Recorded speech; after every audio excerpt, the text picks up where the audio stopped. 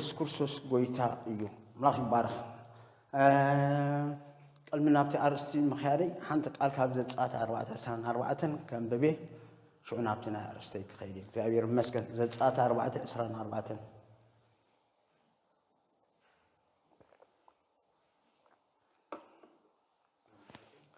ዘጻት 4:24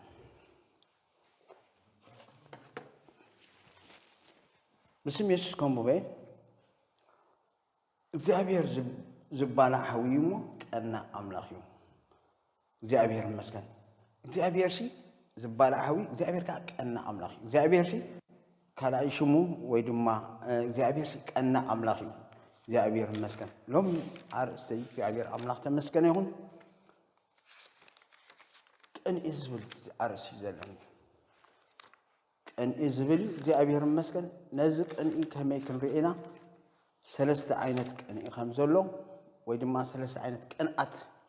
ንቀናሲ ኣብ ሰለስተ ከፊልና ክንሪኤና ተሓዲ ስጋዊ ቀን እዩ ተኻላይ ሃይማኖታዊ ቀን እዩ ሳልሳዩ ድማ አምላኻዊ ቀን ወይ ድማ መንፈሳዊ ቀን እዩ ክንሪኤና እግዚአብሔር ይመስገን እስኪ በመጀመሪያ ስጋዊ ቀን እንጀምርና እግዚአብሔር ይመስገን ስጋዊ ቀን ማለት ክንትርጉሞ ከለና ኣብ ካልኦት ሰባት ክኸውን ዝረኣኻዮ ጽቡቕ ነገር ንዓኻ ብዘይምዃኑሲ ትጉሂ ዓይነት ጓሂ እዩ ኣብ ካልኦት ኣሕዋትካ ጽቡቕ ነገር ክኾን ከሎሲ ኣባኻ ስለ ዘይኮነሲ ኣብኦም ጽቡቕ ነገር ስለ ዝኾነሲ ኣባኻ ብዘይምዃኑሲ ትጉሂ እዚ ሕጂ ስጋዊ ቀን እዩ እዚ ስጋዊ ቀን እዩ ኣሕዋተይ ካበዩ መበገሲኡ ድሕሪና ኣብ ይሁዳ ክንረኽቦ ንኽእል ኢና ኣብ ይሁዳ ሓደ ካብ 5:11 ክንሪኦ ንኽእል ኢና እዚ ድማ መገዲ ቃየል ይበሃል እዛ መገዲ ቃየልሲ ጀሚራላ ካብ ብሉይ ኪዳን እስቲል ስጋ ሕጂ ኣላ ኣብ ተፈላለየት ክንሪኣ ኢና እዚኣሲ መገዲ ቃየል ትበሃል እዚኣ ስጋዊ ቀን እያ እዛ መገዲ እዚኣ ሰባት በዚኣ ይመላለሱ ኣለዉ በዚኣ ተመላሊሶም ግን ኣይተዓወቱን ናይ ቃየል መንገዲ ቀን እዩ ቀን ናይ ሓውኻ ጽቡቕ ዘይምድላይ ናይ ሓውኻ ምዕባይ ዘይምድላይ ናይ ሓውኻ ሓጎስ ዘይምሕጓስ እዚ ሓደ መንገዲ እዩ ስለዚ እግዚአብሔር ዝጸልኦ መገዲ ሓደ መገዲ እዚ መገዲ ሲ መገዲ ቃየል እዩ ብዙሕ መገዲ ኣሎ እታ ሓንቲ መገዲ ድማ እዚኣ ድማ ናይ ቃየል መገዲ ትበሃል እዚኣ ድማ እግዚአብሔር ዝጸልአ እግዚአብሔር ዘይፈትዋ መገዲ እያ ሕዋተይ ብዙሕ መገድታት ኣሎ እግዚአብሔር ይመስገን ኢየሱስ ከማን መገድን ሓቅን ህይወትን ኣነ ኢሉ ቲኒ ህይወት ወስድና እዚኣ ግን ናይ ቃየል መንገዲ እያ እዚኣ ካብ ኣምላኽ ፍቓድ ሓሳብ ክንወፅእ ከለና ካልእ መገዲ ክንከይድ ከለና እዚኣ ናይ ቃየል መገዲ ትበሃል ብዝበለፀ ኣብ ዘፍጥረት 4 ካብ 1 ክሳብ 8 ድሕሪ ኢናዮ እቲ ቃል ክንሪኦ ንኽእል ኢና ብዛዕባ ናይ ቃየልን ኣቤልን ኩላና ንፈልጦ ኢና ክልቲኦም ቃየልን ኣቤልን ሲ እግዚአብሔር መስዋዕቲ ክገብሩ ከለዉ ንርኢ ቃየል ሓረስታይ ነይሩ እንታይ ገይሩ ካብቲ ኣዝርእቲ መስዋዕቲ ክገብር ከሎ ንሪኦ ኣቤል ድማ ጓሳይ ነይሩ ካብቲ ጓሳ ካብቲ ድማ ካብተን ኣባጊዕ ድማ መስዋዕቲ ክገብር ከሎ ንሪኦ ክልቲኦም መስዋዕቲ ኣቕሪቦም እዮም ኣሕዋተይ እግዚአብሔር ይመስገን እግዚአብሔር ግን መጀመርያ ቅልሚ ኣብቲ መስዋዕቶም ኣምታይ ይርዩ መጀመርያ ንኣቤል ይርይዎ መጀመርያ ንቃየል ይርዩ እግዚአብሔር ልቦም ይርዩ ኣሕዋተይ ቅልሚቲ መስዋዕቲ ቅልሚቲ ዝስውዎ ነገርሲ እንታይ ልቦም ይርዩ እግዚአብሔር በቲ ዘለካ እዩ ካብቲ ዘይብልካሲ ኣምፃ ይብለካ በቲ ዘለካ ግን ከመይ ጌርካ ኢኻ እቲ ነገር ተቕርቦ ኣብ ክልቲኦም ልቢ ርዮ ናይ ኣቤል ልቢ ጽቡቕ ነይሩ ናይ ኣቤል እቲ መስዋዕቲ ዝገበረሲ በኽሪ ኩሉ ነገር በኽሪሲ ናይ እግዚአብሔር እዩ ኣቤል ሓሳብ ኣምላኽ ዝፈለጠ እዩ ኣቤልሲ በኽሪ ኣምፂኡ ናይ መጀመርያ ቀዳማይ ፍረ እዩ ኣምፂኡ ኩነታት ልቡ ከዓ ይገለጽ ነይሩ ቃየል ግን ናይ ቃየል ልቢ ግን እግዚአብሔር ኣይሐጎሶን እግዚአብሔር ግን ባህ ኣየበሎን ስለዚ እግዚአብሔር ናይ ኣቤል መስዋዕቲ ተቐቢሉ ናይ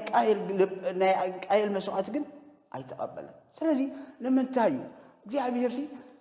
እቲ መጀመርያ ዝደልየናሲ انت عينت لب لك انت حقنا لك انت نجر كتقبرو خلا خاص دس لكادي باهي لكادي تحوس كادي كتقبرو بتازلاتك سلازي እግዚአብሔር ልብ ይዝሪ ሰብ ደገ ይዝሪ ህዋተይ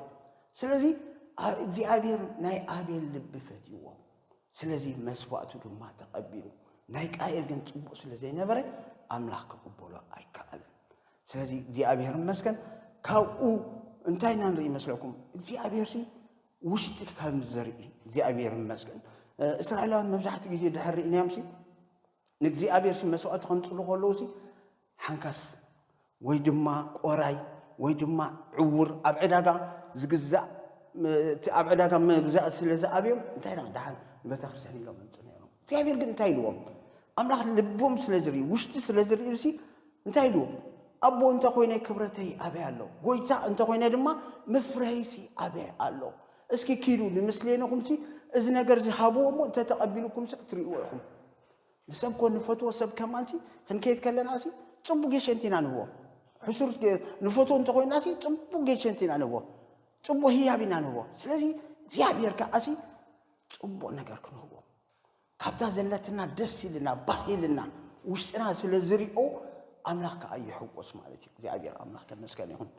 سلزي كونتات لبنا يدري حق أنا نانتايو إشي زري زيابير مسكن زيابير نس ساميل كمان نتايو ساميل دك سي كقبل مسكدسي ساميل دقهم يريو دقيريو بلكو يريو قمتهم يريو انتهيلو زي سب دقيري املاكن وشتي لبي يريو زي مسكن سلازي حواتي زي ابيهر لبي زبل لبي من يستوعلو لبي قرحن كفوني يولو سلازي زي ابيهر مسكن املاك وشتنا يزدلي زي ابيهر مسكن سلازي نجي كو داوتي لبي مرمرني لبي فتشني لبس وراه سلازي كون لبي فتشني لبي مرمراني لبي فلطو ما قد عمصات لنا دما نابقنا انا ناب هيوت منقدي مرسنا كله نريو እግዚአብሔር መስከን ስለዚህ አምላክ ልብሪው ስለዚህ ናብተናይ ቃይል ከይል ቃይል ካኡ ተላዒልዩ አቤል ወላ ሓንቲ ይገበሩን ወላ ሓንቲ ተዛረቡን ወላ ሓንቲ ነገር ዝገበሩ የለን ግን ቀኒ ናይ አቤል መስዋዕት ስለዝተቀበለ ቀኒ መጽ دحر مچرشا انتاي خو غبرو خلو نريو قتلو خلو نريو سلازي غصو خصلمت كلو نريو سلازي እግዚአብሔር መስገን ጀህሪው እግዚአብሔር እንታይ ኩብሎ خلينا ንምታይ ኮሪኻ ገጽካ ጸሊሙ ኢልዎ እግዚአብሔር ንቃየል ጽቡቅ ተትገብርስ ከምዚ አይምኾንካን መጀመሪያ ቀልመ ምግባሪው ኃጢአት ተቃጽበካላ ትደልየካላ ክትገዝአ ይግባአካዩ متن كقطاسي تنجيو نيريو እግዚአብሔር ሓንሳ ክልተ ሰዓት ይዛረበና ይሕዋተይ እግዚአብሔር መስገን እግዚአብሔር ቃየል ግን ነታ ኃጢአትና ክገብራ ይካለን ክቆጻጸራ ስለዚህ ካለት መጨረሻ ንሳ ተቆጻጸራቶ ንሳ ገዚአቶ ክገዝአ ስለዚህ ካለ ንሳ ገዚአቶ ሽዑ መጨረሻ ናሐው ቀትል ኮሎ ንሪኦ ማለት ነው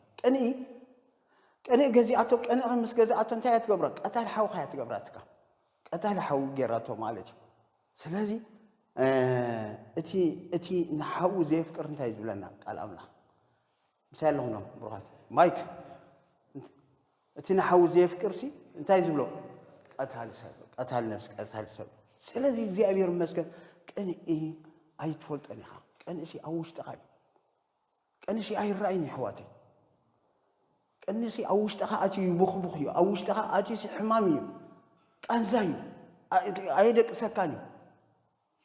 سلام أيبكاني قسانة أيبكاني نحوها تبو دس سلزي بلك بقى نعيم تزخوني الكاس أيدك سكاني سلزي كأن حدا جنياك أنت زي جزيني حواتي لمن فساهي وتناق أبينا أيكني كأن تعبت أنكي لمن فساهي وت كان نخيت عبيز جبرك مسناخل سلزي حواتك خبرو خلو حواتك باكو بلوم كلا مسؤول كتحقق سالك زي عبير أملاك تمسكني هون سلزي ናይ ቃኤል መገዲ ትባሃል ማለት እዚያ ስለዚህ ልብና ሁሉ ጊዜ ቸክ ንበሩ ሕዋተይ ከመይሎ ከምዛኣቱ አይትፈልጥዎን ይኹም ግን ልበይ መርምረኒ ልበይ ፈትሸኒ ልበይ ፍለጠኒ ክንብሎ ቃል አምላኽ ይነግረና ማለት እዩ እግዚአብሔር አምላኽ ስለዚህ እግዚአብሔር መስገን እዚ ናይ ቀንኢ ሓደገኛ ቀንኢሲ ናይ ስጋ ፍረ ይልዎ ናይ ስጋ ፍሬ ኣብ ገላትያ ንሕሪኹም ሞቲ እንታይ ዝብለና ካብቶም እቲ ናይ ስጋሲ ጉሁድ ይብሎሞ ቅንኢ ባእሲ ጥንቆላ ሻራ ምፍልላይ ዝርግርግ ኢሉስ እዚኣቶም ኩሎም ታይም ናይ ስጋ እዚኦም ከምዚኦም ዝገብሩሲ ንመንግስቲ ኣምላኽሲ ኣይወርስዋን ይብሎካ ስለዚ ናይ ስጋ ይቅንኢ ማለት እዩ ክንጥንቀቐሉ ኣለና እግዚአብሔር ኣምላኽ ተመስገነ ይሁን ስለዚ እስኪ ኣብ ያዕቆብ 3 ካብ 13 ክሳብ 18 ከነንብብና እስኪ ፓስተር አንብበልይ ያዕቆብ 3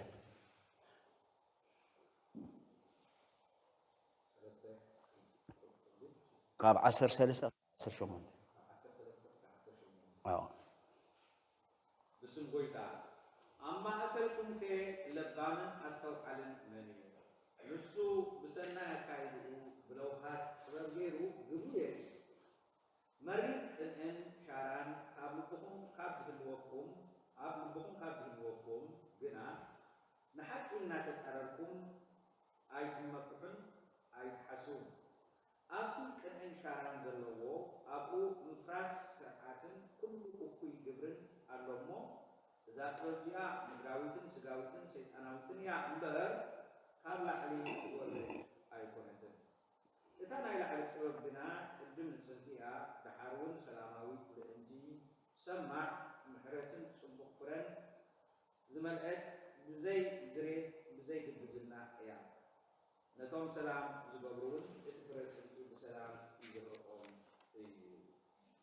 ስለዚህ እግዚአብሔር ይመስገን ኣብዚ ያዕቆብ እንታይ ነው ኣብቲ ቀናት ዘለዎሲ ሻራ ዘለዎሲ መፍራት ስርዓት ኣሎ እኩይ ግብሪ ክፍኣት ኣሎ እዚኣ ኸ እንታይ ኢልዋ መስለኩም ሰይጣናዊት እዛ ጥበብ እዚኣስ እንታይ ኢልዋ መስለኩም ሰይጣናዊት ስጋዊት እንደገና ድማ ምድራዊት ያለው ምክንያቱ ኣብቲ ቀናት ዘለዎሲ መፍራስ ኣሎ ምህናፅ የለን መፍራስ ኣሎ እንደገና ድማ ግብሪ እኩይ ግብሪ ኣሎ ክፍኣት ኣሎ ስለዚ እዛ ጥበብ እዚኣሲ ምድራዊትያ እዛ ጥበብ እዚኣ ድማ ሰይጣናዊት ኢልዋ ስለዚ ኣብ ቀንእሲ ኣምላኽ የለን ኣብ ቀንኢ ሰይጣን እዩ ዘሎ ኣሕዋተይ ስለዚ እዚኣ ሰይጣናዊት ኢልዋ ኣሎ እታ ናይ ላዕሊ ጥበብ ግን ንጽህት ኢልዋ ኣሎ እንደገና ሰላማዊት ለኦማ ኢልዋ ስለዚ እግዚአብሔር ይመስገን ካብዚ ነገር እዚ እግዚአብሔር ክሕልወና كل جزء كنت علىنا እግዚአብሔር ይመስገን ስለዚህ እዛ ናይ ቃይል መንገድ ያ ዝብላ ዘሎ ማለት እዩ ስለዚህ ንኽትዓቢ ንኽትሰጋገር ጸገም ትኾነካ ማለት እዩ ስለዚህ እግዚአብሔር ይመስገን ቅንኢ ቀታሊ ሰብያ ትገብረካ ማለት እዩ ስለዚህ ዋላ ዝገርመካሲ ስለ ሓውኻሲ በሓንሳ ጾም ጸሎት ትወስድ ሓውኻ ኣብ ሓደ ነገር ደረጃ ክወጽእ ወይ ሓውኻ ብጸጋ ጸብለል ክብል ወይ ሓውኻ ሓደ ነገርሲ በሓንሳ ቆይኻ ጾም ጸሎትን ትወጽእ እግዚአብሔር ምሰውጾ እግዚአብሔር ምሰخبሮሲ ናይ ጸሎትካ መልሲ ሰሚዕኻ ክንደኸይ ተመስገንሲ ትብል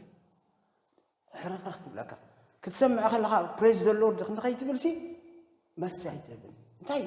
እቲ ኩሉ ዝጸለኻ እቲ ኩሉ ጾም ጸሎትን ዞር ስለሓውኻ ሕዋቲ እንታይ ይኽብለለቲ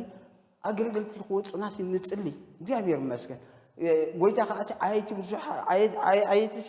ሂደት እዮም ይልና أيت من تخلصي تصلي أيت خمس أنا خلوق أخنا مسكنا لنا حواتي حوي كابي يبلس وشلو البيت عامله خاجل بلو وشلو زي أبير مسك وشلو تجليت وشلو كبرك زي أبير أب حوي تجليتو حواتي إذا أني حمامي لا يسيف في حوات كنرينا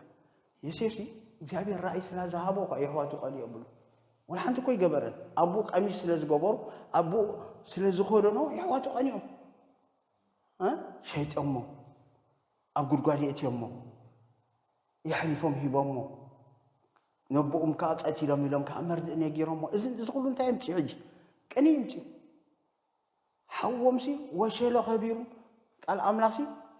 مستمزح وقصص تكون يزبلنا تحوس وشل حوها خبير سي نسخة خبير كمالتي እግዚአብሔር ይመስገን ግን ንሳቶም ቅንኢ ስለዚ ሓሶም ሓውና ዶ እዝዶ ራእይሪ እዝዶ ሓላም ይዚ እናወሉ ቅንኢ ስለዝገበሩ ስለዝወረሮም ሲንታይ ገይሮም ሸይጣን ማለት እዩ ኣሕዋተይ እዚ ብቃየል ጀመረ ካብ يسيف جميرو እንደገናውን አብ ኢያሱን ከዩ ኢያሱን ትዝክርዎ ይኹም ኢያሱ ከዓ ኣብቲ ቤት ኣምላኽሲ ክንበዩ ምስ መጹሲ ንሙሴ እንታይ ኢልዎ ይንበዩሎም እንታይ ይጎሮም ስቕ ኣቡሎም ኢልዎ ረይዎ ስቕ ኣቡሎም ከይንበዩ ናይ ሙሴ መልሲ እንታይ ኢልካ ወሸለ ኩሎም ነቢያት ኮይኖም ወሸለ ኩሎም ነቢያት ኮይኖም ክብሎ ኩሎ ንሪኦ ልብ ናይ ሙሴ ይሃልወና ኣሕዋተይ ወሸለ ኩሎም ከምኡ ኮይኖም ኢያሱ ግን ደው ኣቡሎም ይንበዩለው እስኻዱ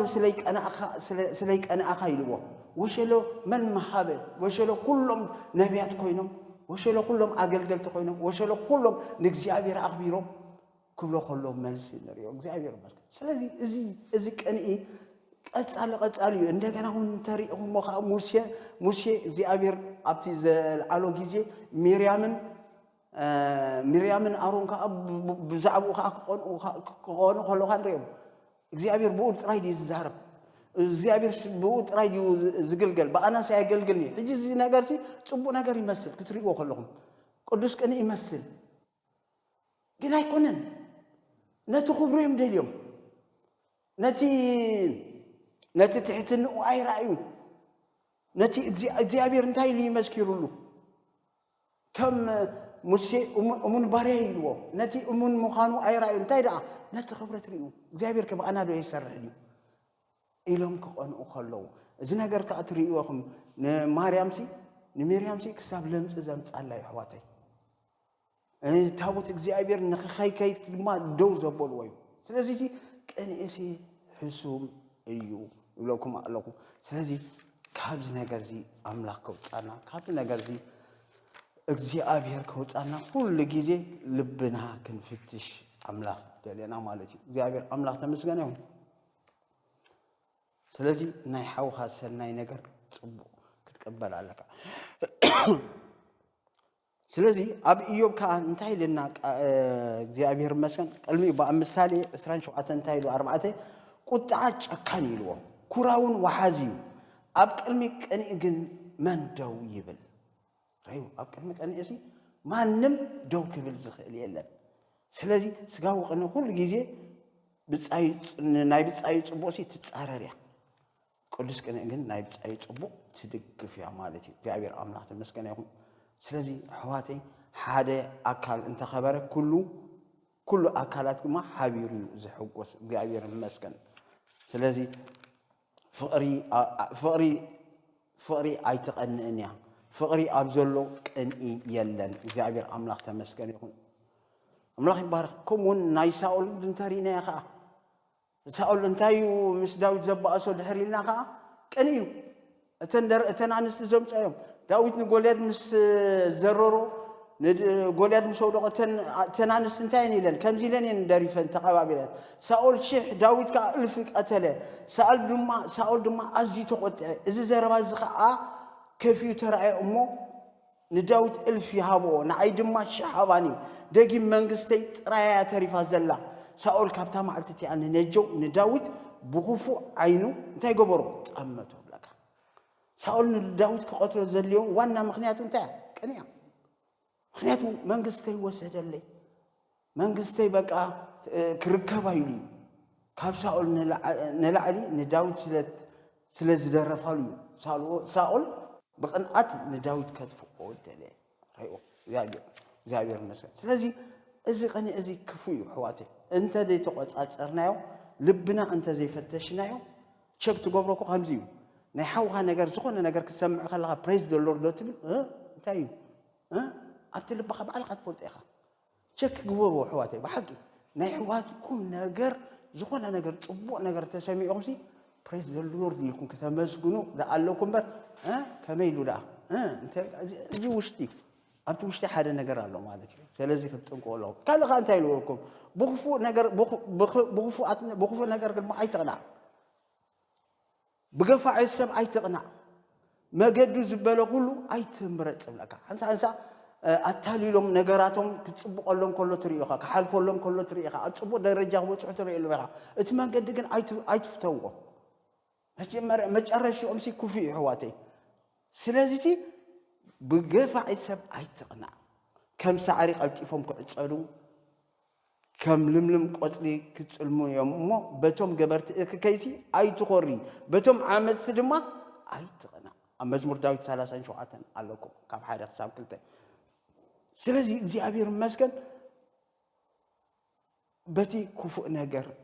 بتي زجبرو نجر سي أي تغنى زي أبير مسكن مزمور داوود 73 علو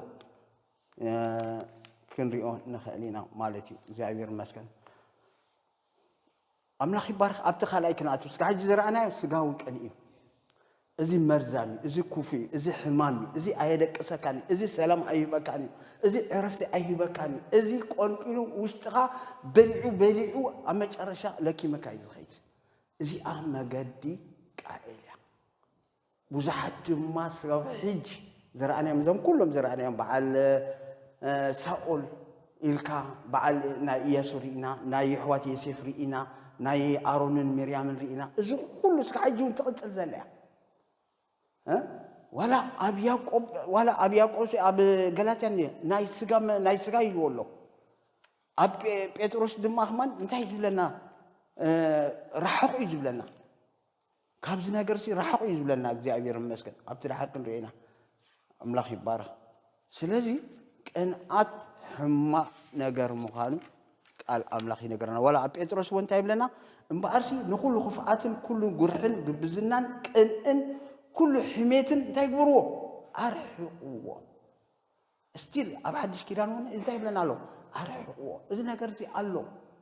بقايل الجمرة سكحجي الله تايبروه أرحقوه نيوبلوه فوقبلوه زابير أملاخ تمسكنا اتخال أي نريد ما هاي ما نتوقعني قدامي تودينا أب كالي تخيلنا هاي ما نتاوي إزغا هاي ما نتاوقني منفساوي أملاخاوي كأني يمثل أنت قونا فلتات أملاخ زو حري أبرديت منفس قدس زي قونا أبسقاو سميت زتسرت عينت كان أتيو هاي ما نتمالت بقد السب زتجبري كاو حليفو دما ببهال لمدن سرعات سب زقوميو سلازي كابز حجي نايب أولوس ونكن رئي نقلينا أولوسي تمجمر ياسي انتهي نيرو هاي ما نتاوك أن إيه نيرو بهاي ما نتاوك أن أسي نقدسان يسادد نيرو أفيليبي سلسة شدشون كل يوم نخلينا أنا بسام نيت معلت تجذركو كاب عليت إسرائيل كاب نجد بنيام إبراوي كاب إبراوي بحق فريساوي بقناعات سواقي محبر بتصير حقون من قلب زي بالليل هجيسي أتيك قناعات نهايمانة تنتجرو سواقي محبر كيرو أتيك قناعات نهاي هايمانة كسب نهاي استيفانوس لما قتال زكبري انتهي صبو زلوغ مسيلوي سلازي حواتي بزح سب نريو خاكوا هاي نهاي هايمانة قناعات الله وكوا أب رومي 10 حارسي كنريو نخلينا صبو جيرو هاوري باولوس قليت والله أحواتي الوم بفلت أد أيكونن إمبر نأملاك أنا كم زلوهم سي أنا مسكر لهم ألغو نساتهم كرحينو سليهم حرر تالبي نأملاك صولتي إيو أولو سلهزو يزتلي زلو إتي هزبي إسرائيل سي كنعات هلوه سلجزي أبير كنعات هلوه نجزي أبير كملخ كنعات هلوه نجزي أبير كجلجل كنعات هلوه جن أنت يبولهم فلتات يبولهم أنت هنا بزي فلتاتشو فلتات حراوتي حواتي هزبي سان فلتات أف أيب لنا أيب سلزي باولوس نعيز له سلي حررت هالبي ناب أملاك صولتي يسمع له يتصلي له ماله من تخفلتو تحاكم من تخفلتو لتحاكم من تخردوم ناب حاتك ما قد من تخموتوسي سلي انت يقبر له سلي سي يتصلي له انبر انت يوم تقول له زي اتوم سي ناي هايمانوتو كم زي حجي نريد لنا حزبنا حواتي ليت تسيوم سي انتي خيت كلك سي ليت تسيوم أتي سمعتهم لي ولا أتي كأناتهم ستري الله أتابويتا لبهم تنكيهم ناب قنع ما قدمت أيام بالنيرة نقول خريهم كل قصي تعال خلنا نتخذينهم نقول تسيهم نا أملاك أنا أدلهم كن أتي فلت أتي لنا أتي ما قد يكن أي حزوان سلازي نحن ونهزبنا نسليو زقبنا يا حواتي حزبنا كأنات أملاك خلوه حزبنا ليت خيدون بتخشاني السالم حزبنا أتي سرعتنا نا يهود زقبوا بزعي جن أتي فلت أتحقق يلا سلازي كم تب أولس أنا سل حزبي تسلي له سل حزبي حرر بالله سل حزبي ما أنت قد حلو ناب أملاخ تصولته يعرق الله ناب أملاخ تصلي الله زبله إذا ما ناي كلاتنا شخم كخول إذا ما ناي كلاتنا تصر كخول حزبنا خدعن حزبنا كان عتعلو حزبنا جن فلتات يقولوا بحواتي تحق من قد يفلتن إذا حجين تاي زبال هايمانتاوي كنات هايمانتاوي سلزي هايمانتاوي كده نايسب كديو نام مدحنا يمتصاكانيو كمتي باولوس زنبورو باولوس كومينيرو سواغي محبري نيرو كريستيانات زسادد نيرو ጎይታን ታይልዎ ንክርስቲያን ንደቅ መዛሙርት ንዓይት ሰጎን ለኻይልዎ ንዓይት ተሳድደን ለኻይልዎ ስለዚ ሕዋተይ ጳውሎስ ኣብ ልዕሊ ታ ማሕበር ዝገብሮ ዝነበረ ኩሉ መበገሲኡ ሃይማኖታዊ ሰብ ይገብረካ በሃይማኖታዊ መንፈስ ክትምራሕ ይገብረካ ሃይማኖት ቀዳሕ ዝኾነ ለውጥ የብሉን ዝደጋገም ህይወት የብሉን ህይወት የብሉና ህይወት ናብራ ይገብርልካኒ ካብ ወሓሊፉ ድማ ትጻረር ስለ መንፈሳዊ ትጻረር ንኣምላኽ ትጻረሮ ንናይ ኣምላኽ ነገር ድማ ትጻረር ከምቲ ጳውሎስ ዝጻረር ነበረ ንስኻ እንታይ ትኾን ትቃወም ትጻረር ወላ ትቐትል ቅዱሳን ከማን ስለዚ በሃይማኖት ቅንዓት ዝተታሕዘ ሰብ ኣፍልጦ የብሉን ብመንፈስ ዘይኮነሲ ብፊደል እዩ ዝምራሕ ስለዚ ጳውሎስ አይሁድ ንኸድሕኑ ኣብቲ ቅንዓቶም ፍልጠት ሓቂ ክበርሃሎም ዓብ ጸሎትን ሃረርታን ነይርዎ ማለት እዩ እግዚአብሔር ይመስገን እዚ ድማ ሃይማኖታዊ እቲ ሳልሳይ ክንሪኤና ኣምላኻዊ ቅንዓት እዚ ድማ እቲ ሳልሳይ ድማ ምሳይ ኣለኹም ዶ ኣሕዋት ቅዱሳን እቲ ሳልሳይ ድማ ኣምላኻዊ ቅንዓት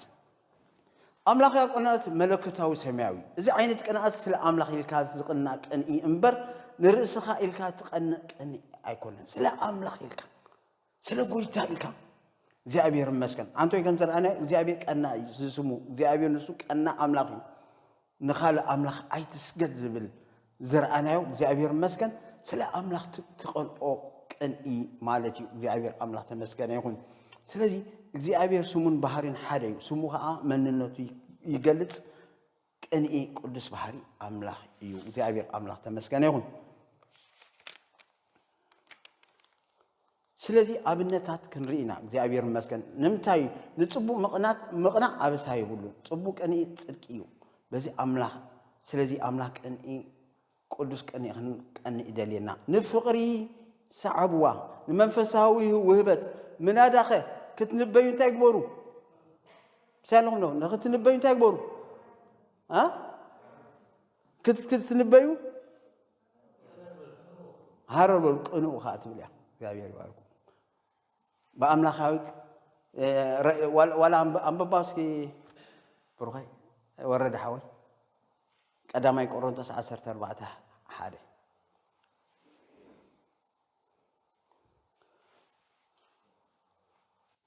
كتنبيو ده نفقري صعبوان منفسا وبت مناداغن كتنبيو قنويا حرر بولو ده يكونس قنويا ايوا سلازي نخنبي سكن قنا علينا ازي قدوس قنيو ازي صبوق قنيو حواتي ازي كلاتنا كنقون ازغبانا እግዚአብሔር ይመስገን نخنبي سي منفسا وبت انت خنقبر علينا كنقنا علينا እግዚአብሔር አምላክ ተመስገነ ይሁን አምላክ ይባረክ حدا حجي سلسته كابتم قدوس قنئታት ዝቆንኡ ክንሪና ሓደ ኤልያስ ክንሪና ቀዳማይ ነገስት 19 ካብ 9 ክሳብ 10 ዘሎ ክንሪኦ ኢና እግዚአብሔር ይመስገን ኣብኡ እንታይና ንብረት ስለ ኤልያስ ነገር ኤልያስ ካኡ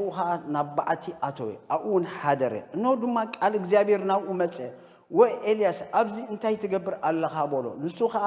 ደቂ እስራኤል ኪዳንካ ሓዲጎም ንመስዋዕትካ ድማ ኣፍሪሶሞ ንነቢያትካ ድማ ብሰይፍ ቀቲሎሞ እዮም ስለ እግዚአብሔር አምላኽ ሰራዊት ቅንዓት ቀኒኤ ኣለኹ ኣነ ከዓ በይነየ ተሪፈ ዘለኹ ንነፍሰይ ድማ ወስዋ ይደልዩ ኣለዉ በለ ኣብዚ ክንሪኢ ከለና ኤልያስ ብቕንዓት ዝጸልዮ ጸሎት እዩ ኣብዚ ንኤልያስ ዝቐንኦ ዘሎ እንታይ እዩ እንተበልና ኣርባዕተ ነገር ክንሪኢና ኤልያስ እዚ ዘቕንኦ ነገር ሲ ኣርባዕተ ነገራት ኣለዋ ቀዳማይ ኣብቲ ቀዳማይ ነገስት 19 ዋላ ቀሲልኩም ኣብ ገዛቶም ብቦ ትኽእሉኹም ካብ 9 ክሳብ 10 እቲ ቀዳማይ ህዝቢ ኣምላኽ ኪዳን ኣምላኽ ስለ ዝሓደገ كيرانو حاديو كاب أملاك تفعليو سليو دم قنيو ما እግዚአብሔር ይመስገን ተቀዳማይ ስለ ህዝብ አምላክ ኪዳኑ አምላክ ስለዝሐደ ተخلاይከ መስዋዕት አምላክ ስለዝፈረሰ ማለት አምልኮ ስለተቋረጸ ስለዚህ ድማ ቀኒኡ ማለት ነው ሳልሳይ ድማ ነቢያት እግዚአብሔር ስለተሰዱን ስለተቀትሉን ራብዓይ ድማ ንሱን ከነቢ ከአይ ስለዘይካአለ ምክትታል ስለዝወጽሖ ንነፍሳይ ድማ ይደልዋ አለው أزي سلزي أربعة قنيو سلنا إجزابير قنعتي قنيو سلتهم نبيات حرّد زلوا سلتهم أقلقلتي زسادة زلوا مسواتي أملاك سلز فرسه حزب أملاك دم اتخيدان سلز فرسه سلز حادقة سلزي يقيو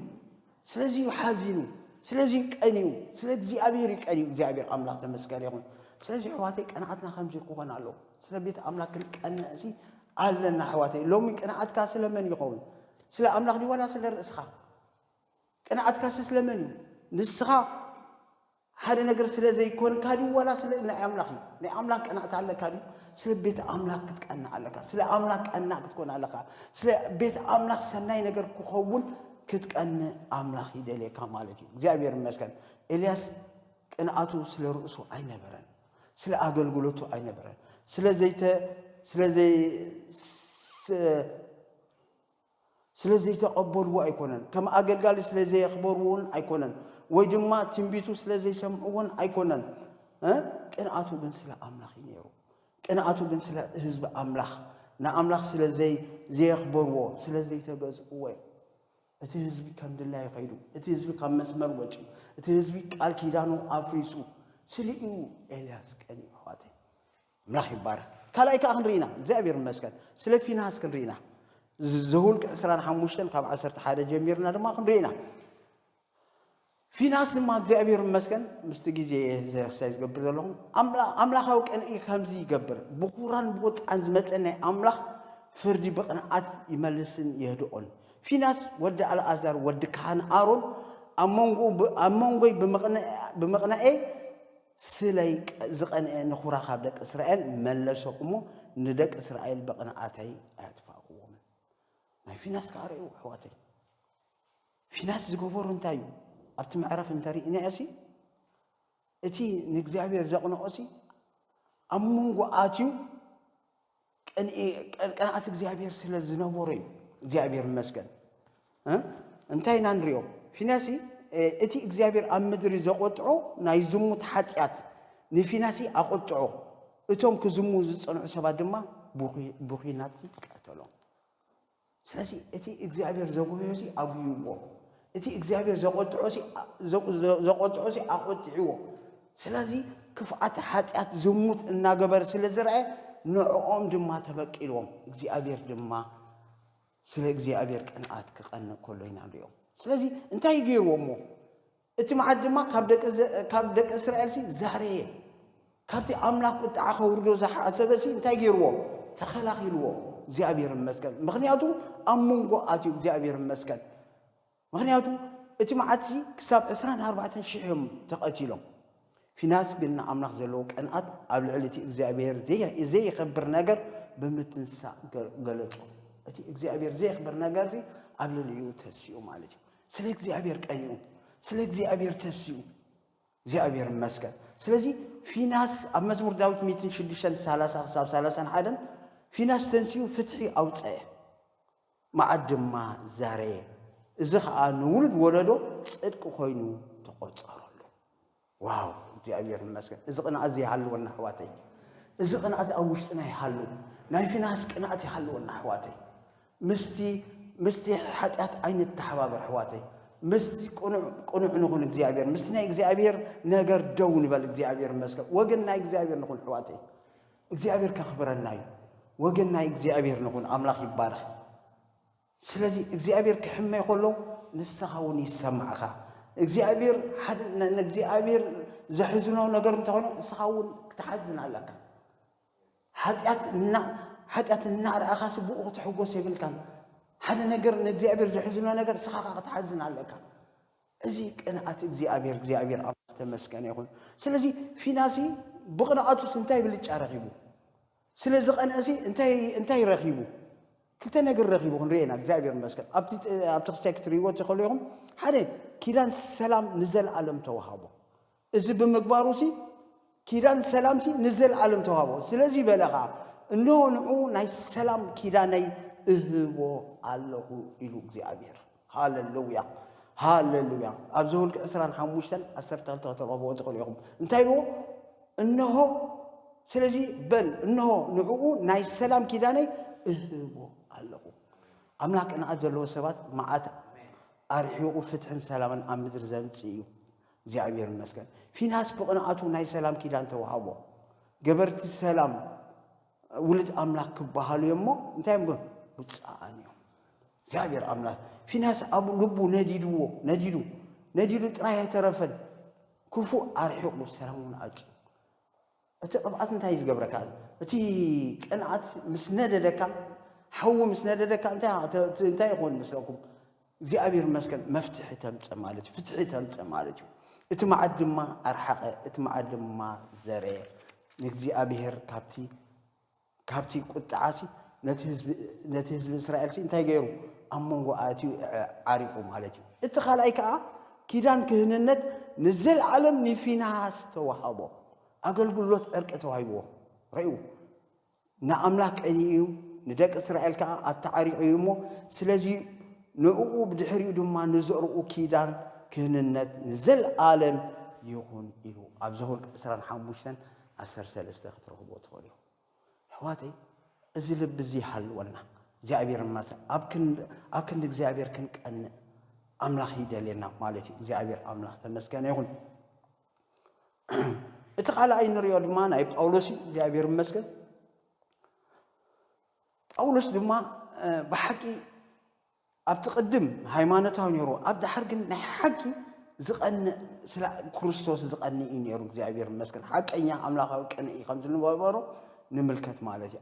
ኣብ ኣቴንስ ኣብ ግብረ ሐዋርያት 17:16 ክትርእይዎ ከለኹም ጳውሎስ ድማ ኣብ ኣቴና ክጽበዮም ከሎ እታ ከተማ ጣዖታት መሊኣ ምስ ረኣያ መንፈሱ እንታይ ኮነ ተቃጸለ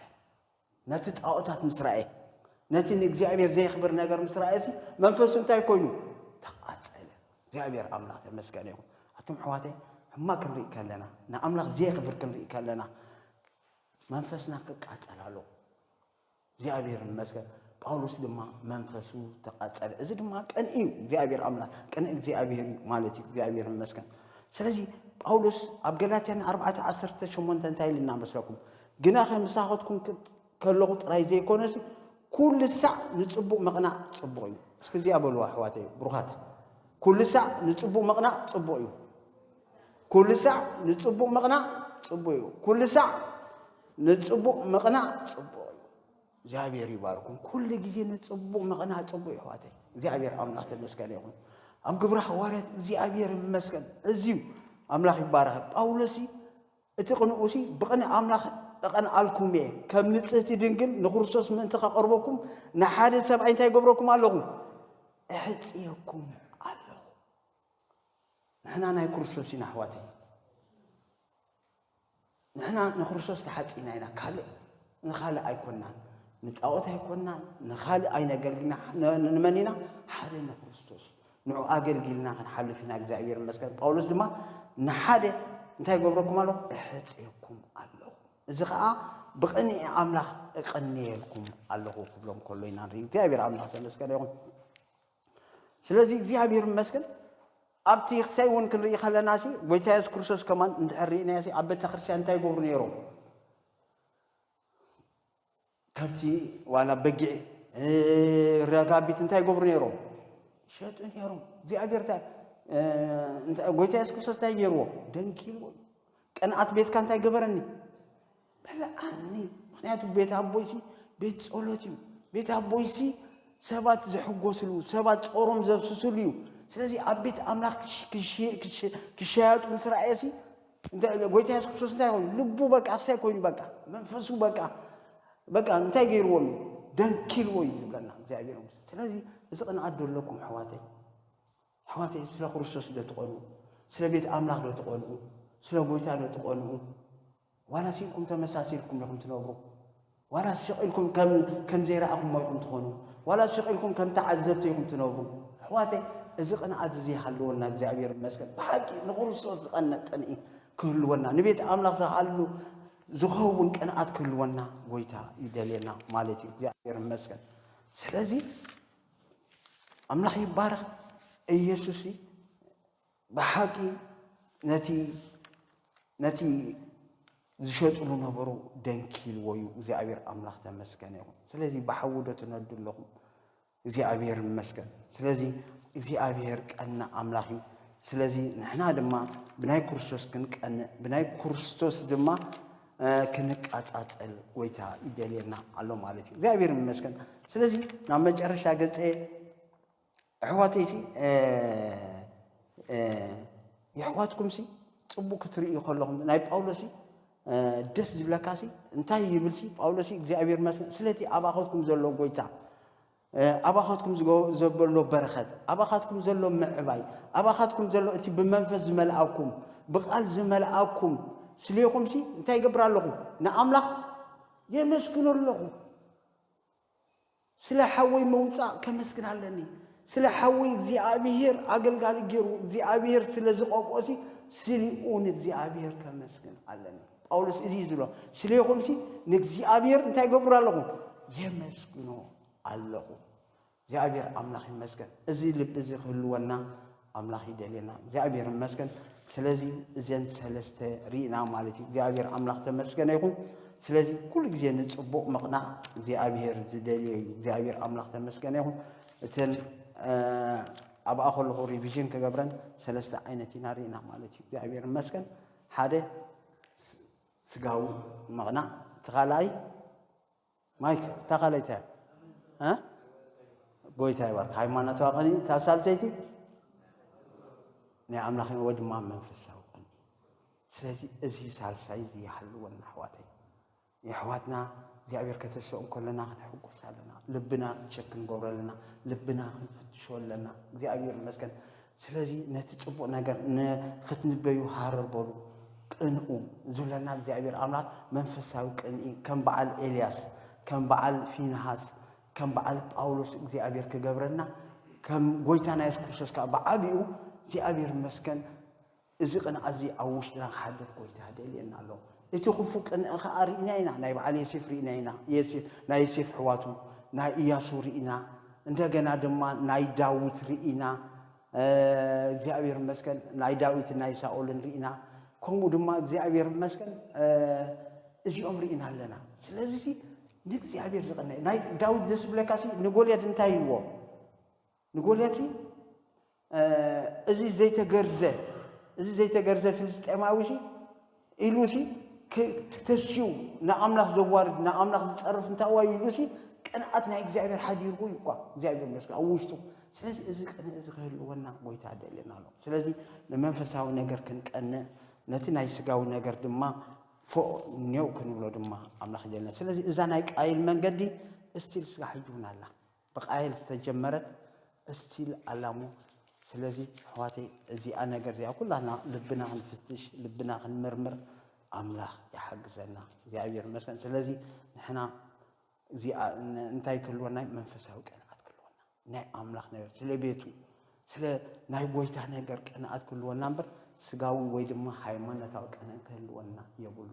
ስለዚህ እግዚአብሔር ባርኩም በዚ ነገር ክንጽሊ ኢና ንእሽተይ እግዚአብሔር ይመስገን